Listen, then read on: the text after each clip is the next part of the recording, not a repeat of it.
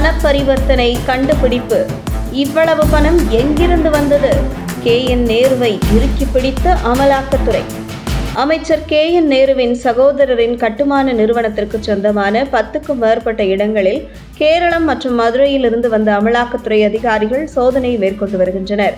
அமைச்சர் நேருவின் சகோதரரின் வங்கிக் கணக்கில் அதிக பரிவர்த்தனை அடிப்படையில் அமலாக்கத்துறை அதிகாரிகள் சோதனை செய்து வருவதாக முதற்கட்ட தகவல்கள் தெரிவிக்கின்றன.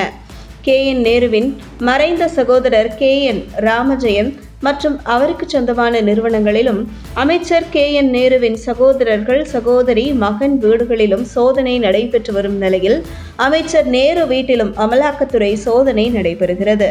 இந்த நிலையில் அமலாக்கத்துறை சோதனை பின்னணி என்ன என்கிற தகவல் வெளியாகியுள்ளது. நேருவின் தந்தை பெயரில் செயல்படும் G. நாராயணன் அறக்கட்டளை நிறுவனத்திற்காக நேருவின் தம்பிகள் மணிவண்ணன், ரவிச்சந்திரன் உள்ளிட்டோர் இதற்கு முன்பு 109 கோடி ரூபாய் கடன் வாங்கி இருக்கிறார்கள். இதற்கான அடமானமாக மணிகண்டன் ஒன்றியத்திற்கு உட்பட்ட தாயனூர் கிராமத்தில் உள்ள 80 ஏக்கர் நிலம் உள்ளிட்ட கட்டிடங்களின் பத்திரங்கள் வங்கியில் வைக்கப்பட்டன.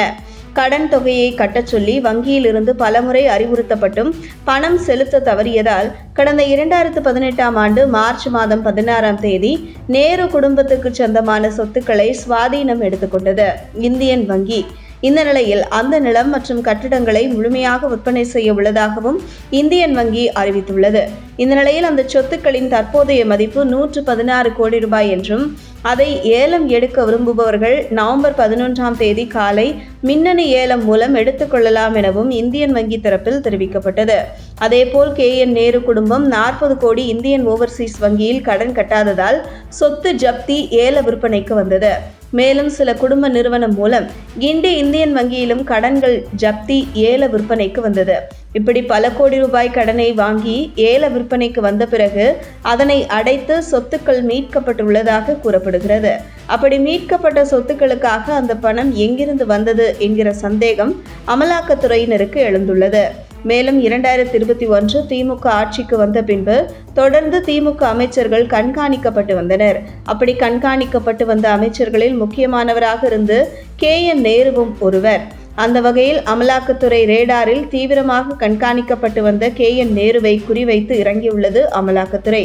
ஏற்கனவே திமுக அமைச்சர்கள் செந்தில் பாலாஜி, துரைமுருகன், பொன்முடி என பலரும் அமலாக்கத்துறை வலையில் சிக்கியுள்ள நிலையில் மற்றொரு மூத்த அமைச்சர் வீடு, தொடர்புடைய இடங்களில் சோதனை நடைபெற்று வருவது திமுகவில் அடுத்து எந்த அமைச்சருக்கு அமலாக்கத்துறை குறிவைத்துள்ளது என்கிற பரபரப்பு திமுகவினர் மத்தியில் ஏற்படுத்தியுள்ளது.